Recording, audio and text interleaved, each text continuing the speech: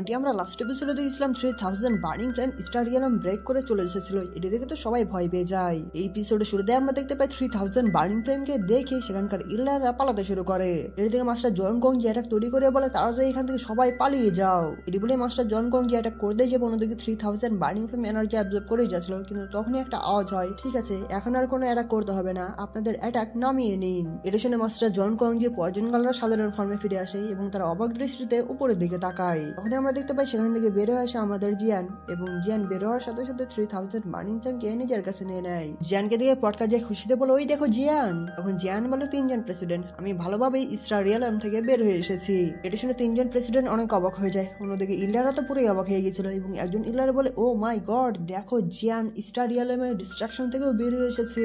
এদিকে মাস্টার তিয়ানাও পটকা জিয়া এবং পয়জন গাল জিয়ানের কাছে যেতে শুরু করে এবং জিয়ানের কাছে গিয়ে দাঁড়িয়ে যায়। তখন পটকা জিয়া বলে, আমি তো আগেই বলেছিলাম যে জিয়ান ঠিক আছে, কারণ আমার ড্রাগন সিল কখনো ভুল হতেই পারে না। তখন মাস্টার তেহানা বলে, ছোট্ট মেয়ে তুমি আর মিথ্যা কথা বলিও না, কারণ তুমি পয়জন গালের চেয়ে কোনো অংশে জিয়ানের জন্য কম টেনশন করনি। এটি শুনে দুইজনে খেপে যায় এবং বলে, কি উল্টোপাল্টা কথা বলছেন আপনি।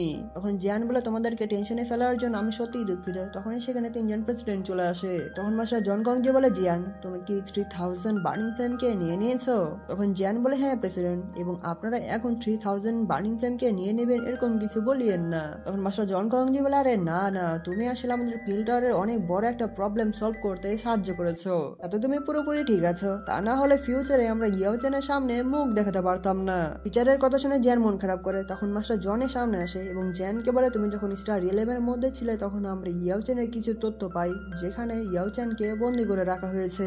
এই তথ্য অনুযায়ী আমরা জানতে পারি সোল হল ইয়াওচেনকে যেখানে বন্দি করে রেখেছিল সেইখান থেকে ট্রান্সফার করে অন্য জায়গায় পাঠিয়ে দিয়েছে। এটা শুনে জেন অবাক হয়ে বলে, টিচারকে তাহলে এখন বর্তমানে কোথায় বন্দি করে রাখা হয়েছে?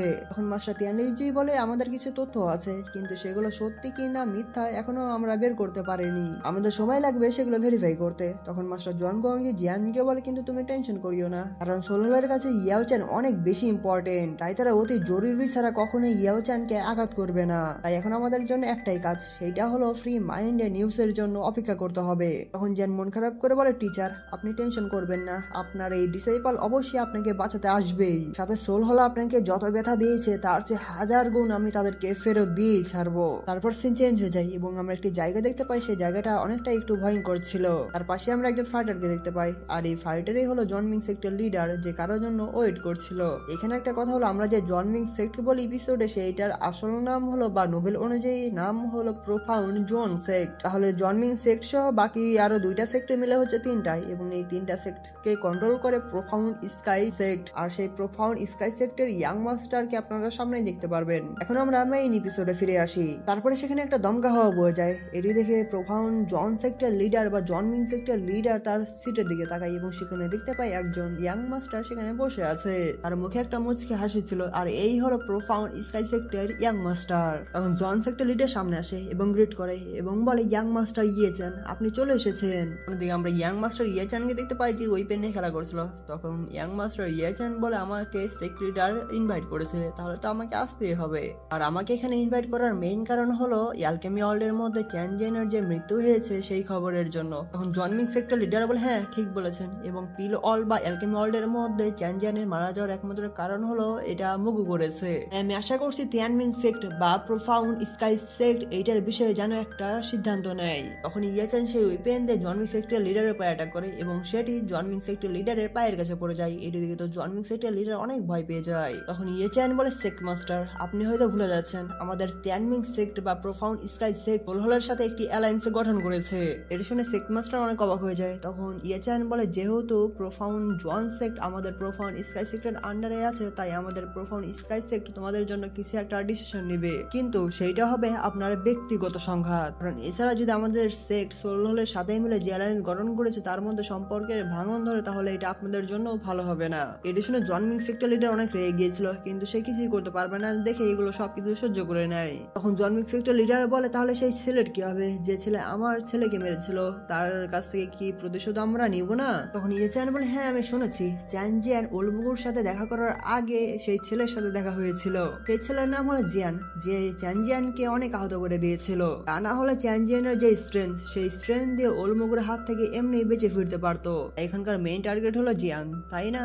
তখন জন মিংস একটা লিডার বলে হ্যাঁ ঠিক বলেছেন। তখন ইয়ে চ্যাং মুচকি আসে এবং বলে তাহলে দেখা যাচ্ছে এই জিয়ানই হলো মেইন অপরাধী, কারণ জিয়ানি সোল হলকে উস্কে দিয়েছে, যার ফলে সোল হল চ্যান জিয়ানকে আঘাত করেছে। সবকিছু থেকে বোঝা যাচ্ছে সবকিছুর মূলে রয়েছে জিয়ান, যদি জিয়ান না থাকতো তাহলে এগুলো কিছুই হতো না। তখন সেক্রেটারি বলে ঠিক মাস্টার। এটি শুনে ইয়ে চ্যান বলে যদি এরকমই হয়ে থাকে তাহলে চলুন আমি এবং আপনি যে জিয়ানের হেড কে নিয়ে আসি। আর আরেকটা কথা হলো সোল হলের মগু, তাদের সাথে আমাদের একদম শান্তিভাবে থাকতে হবে। তারপর আমি আপনাকে সোল হলের সাথে দেখা করিয়ে দেবো, তখন আপনি চ্যান জিয়ানের জীবনের ক্ষতিপূরণের হিসেবে সোল হলের কাছ থেকে যা ইচ্ছা তাই চাইতে পারেন। তাহলে আপনি কি ভাবছেন? তখন জন মিংস একটা লিডার বলে আপনি যেটা বলবেন সেটাই আমি অনুসরণ করব। তারপর সিন চেঞ্জ হয়ে যায় এবং আমরা ফিল্ডারে একটি জায়গা দেখতে পাই যেখানে একদিকে দাঁড়িয়েছিল মাস্টার তিয়ানহাও, অন্যদিকে দাঁড়িয়েছিল আমাদের জিয়ান। আসলে জিয়ান হলো এখানে তার নতুন ফ্লেম দিয়ে তার সেলগুলো একটু প্র্যাকটিস করবে। জিয়ান তার নতুন ফ্লেম বের করে ফেলে এবং সেই নতুন ফ্লেম দিয়ে প্রথমে ওপেন মাউন্টেন সেল, তারপর সেই সিল ক্রিয়েট করে এবং সেই সিল দিয়ে মাস্টার তিয়ানহাওয়ের উপরে অ্যাটাক করে দেয়। দিকে মাস্টার তিয়ানহাও তার পাওয়ার বের করে সেই সিলকে ডস করতে শুরু করে, যার ফলে সেখান থেকে অনেক ভয়ঙ্কর ওরা বেরোতে শুরু করে। এদিকে তো পয়জন গার্ল অনেক খুশি হয়ে যায়। অন্যদিকে জিয়ান তখনই আবার তার ফ্লেম দিয়ে মাস্টার তিয়ানহাওয়ের মাথার উপর আরেকটা সিল ক্রিয়েট করে। এদিকে তো মাস্টার তিয়ানহাও অনেক অবাক হয়ে যায়। তখন জিয়ান উপরে থাকা সিলটিকে মাস্টার তিয়ানহাওয়ের উপর ছেড়ে দেয়। তখন মাস্টার তিয়ানহাও সেই সিলটাকে আটকে রাখতে অনেকটাই প্রবলেমে পড়ে যাচ্ছিল এবং সেই জায়গা থেকে অনেক বেশি ওরা বের হচ্ছিল। তারপর সিন চেঞ্জ হয়ে যায় এবং আমরা দেখতে পাই জিয়ানের সামনে দাঁড়িয়ে আছে মাস্টার তিয়ানহাও। তখন মাস্টার তিয়ানহাও জিয়ানকে বলে সত্যি তোমার কাল্টিভেশন স্পিড অনেক ভয়ঙ্কর, সাথে তোমার কাছে হেভেনের ফেম, এম্পায়ার সিল এবং ভয়ঙ্কর অ্যাংরি বুদ্ধা লোটাস রয়েছে। তুমি যদি কারোর সাথে একদম তোমার ফুল পাওয়ার ইউজ করে ফাইট করো, তোমার সামনে 1000 লেভেলের পাওয়ারফুল ফাইটারও টিকতে পারবে না।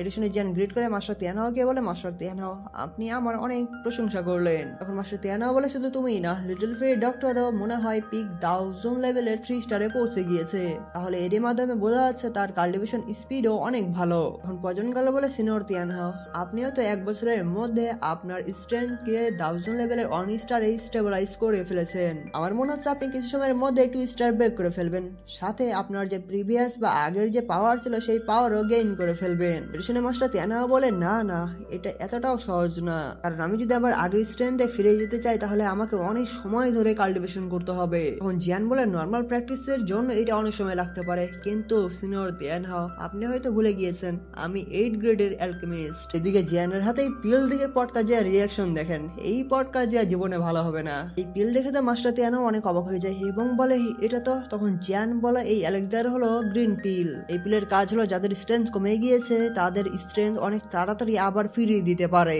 মাস্টার তিয়ানহাও সেই পিলটি নিয়ে নেয়। তখন জিয়ান বলে সিনিয়র তিয়ানহাও আপনি যখন এই পিলটি খেয়ে ফেলবে তখন আপনার যে পুরোনো পাওয়ার সেই পুরোনো পাওয়ার অনেক কম সময়ের মধ্যে রিস্টোর করতে পারবেন। তারপর মাস্টার তিয়ানহাও কিছু বলতে যাবে কিন্তু তখনই জিয়ান বলে সিনিয়র তিয়ানহাও আপনি আমাকে অনেক সময় ধরে অনেক দিক দিয়ে সাহায্য করেছেন, তাই আমাদের ইয়াঙ্গার জেনারেশন এতটাও অকৃতজ্ঞ না যে আপনি এত সাহায্য করার ফলেও আমরা কিছু করবো না আপনার জন্য।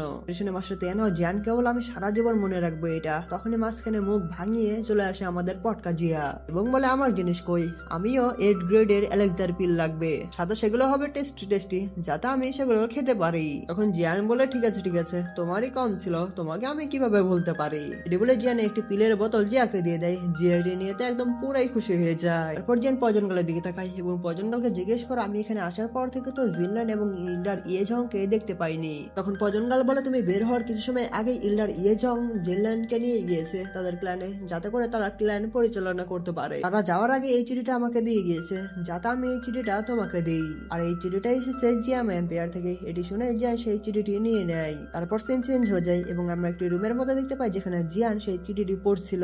এই চিঠিতে জিয়ানের ব্রাদার লিখেছিল থার্ড ব্রাদার তুমি এখান থেকে চলে যাওয়ার পর বর্তমানে সেন্টার প্ল্যানের কোথায় আছো আমরা সেগুলো কিছুই জানি না। তুমি চলে যাওয়ার পর থেকে আমাদের ইয়ান অ্যালায়েন্স কুইন মেডুসা ম্যানেজমেন্ট করছে, এই জন্য আমাদের ইয়ান অ্যালায়েন্স আগের মতো আর ছোট নেই। আমাদের দক্ষিণ কন্টিনেন্টের মধ্যে উত্তর পশ্চিমের যে অঞ্চলগুলো আছে সেই অঞ্চলে আমাদের ইয়ান অ্যালায়েন্স অধিপতি বিস্তার করেছে, সাথে বাইরে যে ফোর্স গুলো রয়েছে সেই ফোর্স গুলো আমাদের ইয়ান অ্যালায়েন্সের সাথে সংযোগ হচ্ছে। আর আরেকটা কথা, আমাদের প্রিয় আইস এম্পায়ারও সাকসেসফুল ভাবে দাওজং লেভেলে ব্রেক থ্রু করে ফেলেছে, এটা আমাদের ইয়ান অ্যালায়েন্সের জন্য অনেক বড় একটা সহায়তা। কিন্তু এটা ঠিক যে আমাদের কুইন মেডুসা ইদানিং কিছুটা পাল্টে গিয়েছে, কিন্তু তুমি টেনশন করিও না, আমি অলরেডি স্নেক ট্রাইবের অনেক বড় একজন ইলারের সাথে কথা বলেছি যাতে তিনি এখানে এসে দেখতে পারেন এখানে কি হয়েছে। তখনই আমরা কুইনকে দেখতে পাই যে সামনে এনার্জির দিকে তাকিয়েছিল।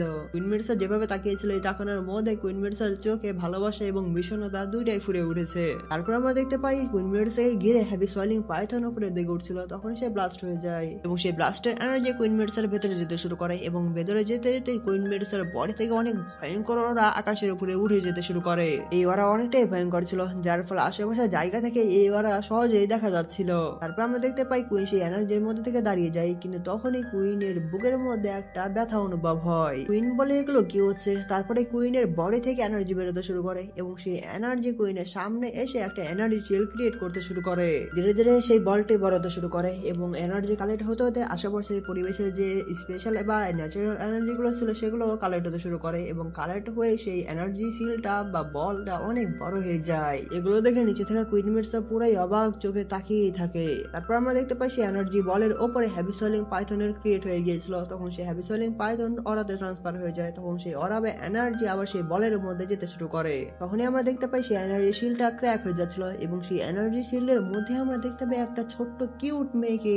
আর এই ছোট্ট কিউট মেয়েটাকে এটা আপনারা অবশ্যই বুঝতেই পারছেন। এই ছোট্ট কিউট মেয়েকে দেখে নিচে থাকা কুইন মেডুসা তো পুরাই অবাক হয়ে যায় এবং বলে এটা তো। তারপর সেন চেঞ্জ হয়ে যায় এবং আমরা একটি জায়গায় দেখতে পাই যেখানে তিনজন দাঁড়িয়ে ছিল। তখন পটকা জিয়া সবাইকে বলে আমি জিয়ানকে বলেছি যাতে জিয়ান আমার জন্য আরো বেশি এলেক্সার বানায়। সেখানে জিয়ান চলে আসে এবং পয়জনগালকে বলে লিটল ফেরি ডক্টর তুমি কি এই দুইটা চিঠি ইল্ডার ইয়েজংকে পাঠানোর জন্য আমাকে সাহায্য করতে পারবে? এই দুইটা চিঠি ইল্ডার ইয়েজংকে দিয়ে বলতে হবে এই দুইটা চিঠি যেন জিয়াম এম্পায়ারে আবার পাঠিয়ে দেয়। তখন পয়জনগাল সেই চিঠিটি নিয়ে নেয় এবং জিয়ানকে বলে তুমি টেনশন করিও না। তখনই ফার্স্ট ইল্ডার জিয়ানকে বলে লিটল ফ্রেন্ড জিয়ান। তখন ফার্স্ট ইল্ডার বলে এখানে জন মিং সেক্ট বা প্রোফাউন্ড জন সেক্টর লিডার এখানে এসেছে, সাথে তাদের ফাইটারও এসেছে এবং তোমার বিরুদ্ধে সমস্যা সৃষ্টি করছে। তারপর সিন চেঞ্জ হয়ে যায় এবং সেই গেটের বাইরে প্রোফাউন্ড জন সেক্টর লিডার চ্যান তিয়ানান বলছিল জিয়ান তাড়াতাড়ি বাইরে বের হয়ে আসো, তুমি জন সেক্টরের সাথে যা যা করেছো তোমার সেটার বিচার করতেই হবে। তখন একজন সাধারণ ফাইটার বলে এখানে আবার কি হয়েছে, আমাদের পিল টাওয়ারের চ্যাম্পিয়ন কিভাবে প্রোফাউন্ড জন সেক্টকে উস্কে দিয়েছে। তখন আরেকজন ফাইটার আস্তে আস্তে কানে কানে বলে আমি শুনেছিলাম জিয়ান নাকি প্রোফাউন্ড জন সেক্টর লিডারের ছেলেকে অনেক খারাপ ভাবে মেরেছিল, যার ফলে নাকি প্রোফাউন্ড জন সেক্টর লিডারের ছেলে অন্যদের হাতে মারা যায়। তখনই সেখানে পিল টাওয়ারের ফার্স্ট ইল্ডার চলে আসে এবং বলে চ্যান তিয়ানান। তখন ফার্স্ট ইল্ডার বলে তুমি একজন সেক্টর লিডার আর তুমি এরকম সেক্টর লিডার হওয়া সত্ত্বেও আমাদের পিল টাওয়ারের মধ্যে সেরকম ভাবে চিৎকার করার সাহস কিভাবে পেলে? তখন চ্যান তিয়ানান বলে ইল্ডার কিউ তাড়াতাড়ি জিয়ানকে আমাদের হাতে তুলে দাও, তাহলে এই প্রবলেম সলভ হয়ে যাবে। যদি তুমি জিয়ানকে আমাদের হাতে তুলে না দাও তাহলে আমি কখনোই হার মানবো না। তখন ফার্স্ট ইল্ডার বলে দুর্বল হয়ে পিল টাওয়ারকে ধমকাচ্ছ, তোমার পিল টাওয়ারকে কি মনে হয়? পিল টাওয়ারকে কি এতটাই সহজ মনে হয়? তখনই সেখানে ইয়েচান চলে আসে এবং বলে পিল টাওয়ার সত্যি অনেকটা ম্যাজেস্টিক। তখন ফার্স্ট ইল্ডার ইয়েচানকে দেখে বলে এই ছেলে আবার কে? প্রোফাউন্ড জন সেক্ট বা জন মিং সেক্টর কি এইটুকু ম্যানার নেই? দেখছে কথা বলছে, তারপর আমাদের কথার মাঝখানে ব্যাঘাত ঘটানো, এত সাহস পাই কোথা থেকে এরা? এটা শুনে ইয়েচাং বলে আমি হলো তিয়ানমিং সেক্ট বা profound sky sector young master Yechang. এই নাম শুনে তো সাধারণ ফাইটাররা পুরোই অবাক হয়ে যায় এবং আমাদের ফার্স্ট ইল্ডার একটু অবাক হয়ে গিয়েছিল। ইয়েচাং এর নাম শুনে পিছনে থাকা সাধারণ ফাইটাররা বলে ইয়েচাং তো সেই না যে প্রোফাউন্ড স্কাই সেক্টর বা তিয়ানমিং সেক্টরের ফিউচার লিডার হবে? এদিকে পিছনে থাকা সাধারণ ফাইটাররা তো ইয়েচাংকে অনেক প্রশংসা করছিল, যার ফলে এটি শুনে ইয়েচাং একটু খুশি হয়ে যায়। তখন ইয়েচাং বলে ইল্ডার কিউ এই বিষয়টা হলো আঙ্কেল চ্যান তিয়ানানের ফ্যামিলির বিষয়, বলতে গেলে এটা হলো মৃত্যুর বদলা, তাই আমি আশা করছি পিল টাওয়ার এটার মধ্যে হস্তক্ষেপ করবে না এবং হস্তক্ষেপ করলে এটা শোভনীয় দেখায় না। তখন ইল্ডার কুই বলে তাই নাকি, তাহলে তিয়ানমিং সেক্ট কেন এই বিষয়ের মধ্যে মাথা ঘামাচ্ছে? তখন ইয়েচান বলে জন মিং সেক্ট এবং তিয়ানমিং সেক্ট একই জায়গা থেকে বিলংস করে, তাই আমরা এই বিষয়টি ইগনোর করতে পারবো না। আর যদি তোমরা জিয়ানকে আমাদের হাতে তুলে না দাও তাহলে আমরা যে নিউট্রাল ছিলাম সেটা আমরা থাকবো না এবং আমাদের তিয়ানমিং সেক্ট তখন জয়েন করবে সোল হলের সাথে। এটা শুনে তো ইল্ডার অনেক রেগে যায়। তখন ইয়েচান বলে আমি শুনলাম জিয়ান নাকি পিল টাওয়ারের নতুন চ্যাম্পিয়ন হওয়া শর্ত জোর করে কাউকে বের করে নিয়ে আসা সত্যি এটা অভদ্র দেখায়, কারণ আমি চাই না কারোর সাথে আমি ফাইটে জড়াই বা অন্য কোনো বিষয়ে জড়িয়ে যাই। কিন্তু এদিকে তোমরা পিল টাওয়ারের নতুন চ্যাম্পিয়নকে ডাকছো না কেন? আমি তো তার সাথে কিছু প্রাইভেট ডিসকাস করতাম, সাথে প্রাইভেটলি কথা বলা বা একটু ফাইটের মাধ্যমে আমরা এই প্রবলেমটা বা বিষয়টা পুরোপুরি সলভ করে ফেলতাম। এটা শুনে সাধারণ ফাইটাররা অবাক হয়ে বলে ইয়েচান কেমন এখানকার সবাই জানে, আর জিয়ান যতই পাওয়ারফুল হোক না কেন কখনো ইয়েচানের অপোনেন্ট হতে পারবে না। তখন আরেকজন ফাইটার বলে জিয়ান যদি ফাইট না করে তাহলে জিয়ান যে নতুন চ্যাম্পিয়ন হয়েছে পিল টাওয়ারে সেই সুনাম শেষ হয়ে যাবে। এর শুনে ইয়েচাং তখন একটা মুস্কি হেসে দেয় এবং বলে ইল্ডার কিউ আমি কি বেশি বলে ফেলেছি? এর শুনে পিল টাওয়ারের ইল্ডার রেগে গেছিল। তখন ইয়েচান বলে ছোট্ট একটা ডিসকাশন, কিন্তু এটার বদলে এখন পর্যন্ত পিল টাওয়ারের চ্যাম্পিয়ন বের হয়ে আসছে না। এরই মাধ্যমে মনে হচ্ছে পিল টাওয়ারের চ্যাম্পিয়ন মনে হয় কাগজ দিয়ে তৈরি, কারণ ছিঁড়ে যাওয়ার ভয় করছে।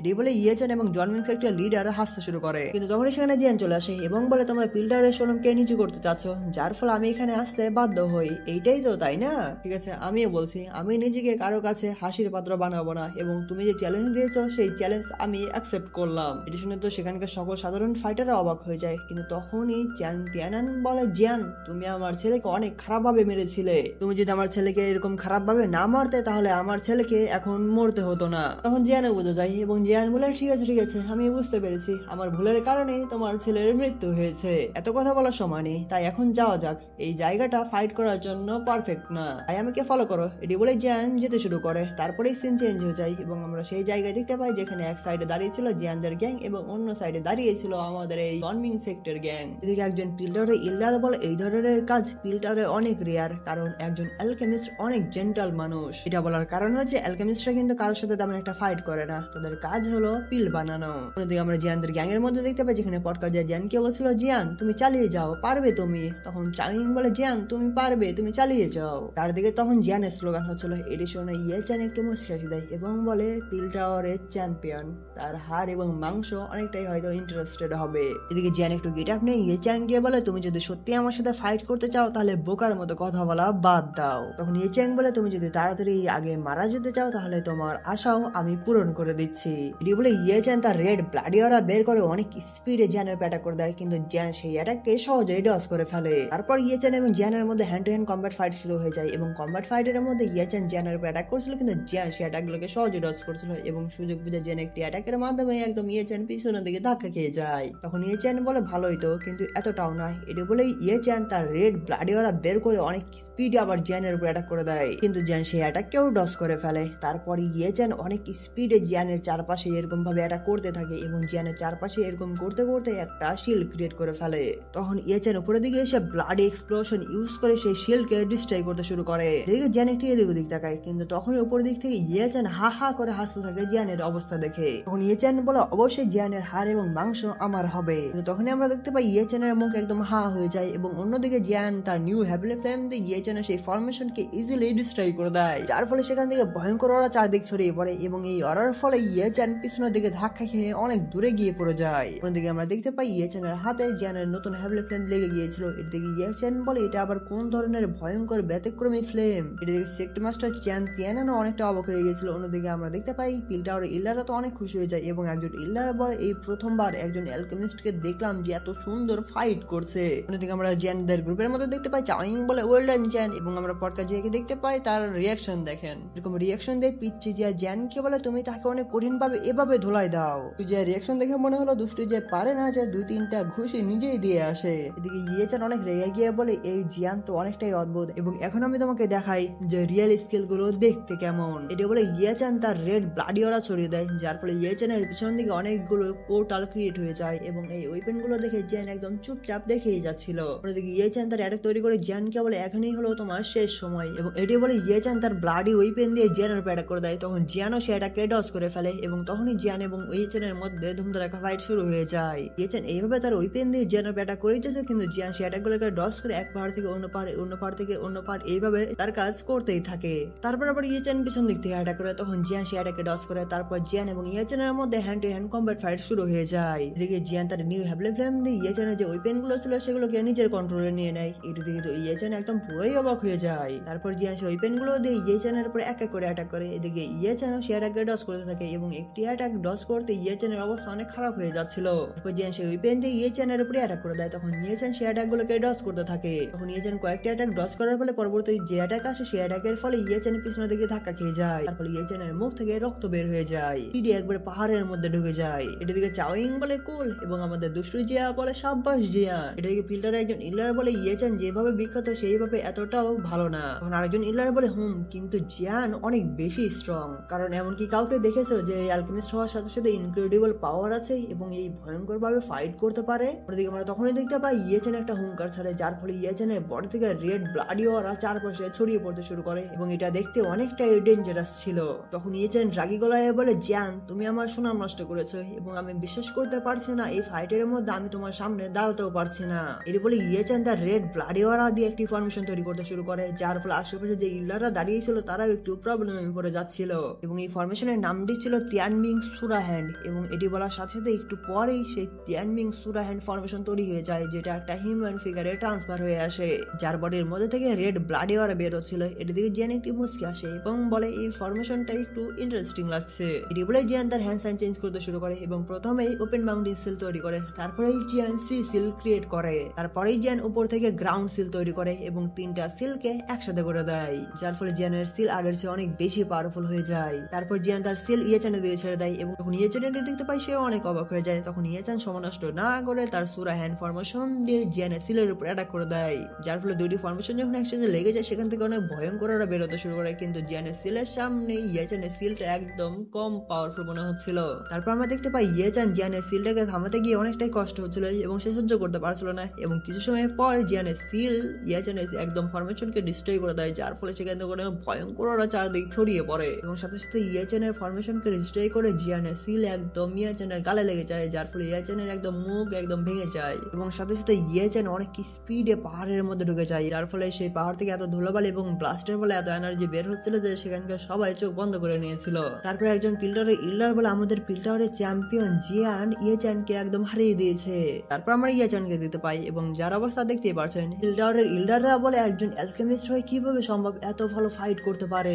আমরা জিয়ানকে দেখতে পাই যে সুন্দর করে সেই দিকে তাকিয়েছিল, কিন্তু তখনই তিয়ানান অনেক স্পিডে জিয়ানের পিছন দিকে এসে অ্যাটাক করতে চলে আসে। এর দিকে পয়জন গার্ল মাস্টার তিয়ানাও এবং লিটল ফেরি ডক্টর ভয় পেয়ে যায় এবং সেদিকে আসতে শুরু করে এবং তারা বলে জিয়ান সাবধান। দিকে তিয়ানান জিয়ানের দিকে আস্তে আস্তে বলে জিয়ান আমার ছেলের জীবনের মূল্য দাও এবং তোমার কাছ থেকে এটার মূল্য আমি নিয়ে ছাড়বো। এদিকে জিয়ান রেডি হতে যাবে, কিন্তু তখনই জিয়ানের সামনে স্পেসের মধ্যে ক্র্যাক পড়ে যায় এবং সেইখান থেকে বের হয়ে আসে আমাদের টিচারের ব্লুটুথ কানেকশন। টিচারের ব্লুটুথ কানেকশন এমন একটি কিডনি শট দেয় একদম চ্যান্তিয়ানের অবস্থা খারাপ হয়ে যায়। এই শট খাওয়ার ফলে চ্যান্তিয়ান এমন স্পিডে পিছনের দিকে ধাক্কা খায় যে একবারে 1 সেকেন্ডের মধ্যে একটা পাহাড়ের মধ্যে ঢুকে যায়। মাস্টার জনি বলে পিল্টারের মধ্যে এসে অ্যালকেমিস্টের উপরে অ্যাটাক করা, তোমাদের জন মিং সেট এবং তিয়ান মিং সেট কি পিল্টারকে এনিমি করতে চায়। তারপরে দুইজন প্রেসিডেন্ট সেখানে চলে আসে এবং তার সাথে সাথে পয়জনকাল এবং মাস্টার তিয়ানহাও পিছনের দিকে রেডি হয়ে যায়। এদিকে চ্যান্তিয়ান উঠে দাঁড়ায় এবং বলে আজকে আমি তোমাদের সামনে দাঁড়াতে পারবো না, কিন্তু আমার ছেলের মৃত্যুর প্রতিশোধ নিয়ে ছাড়বো।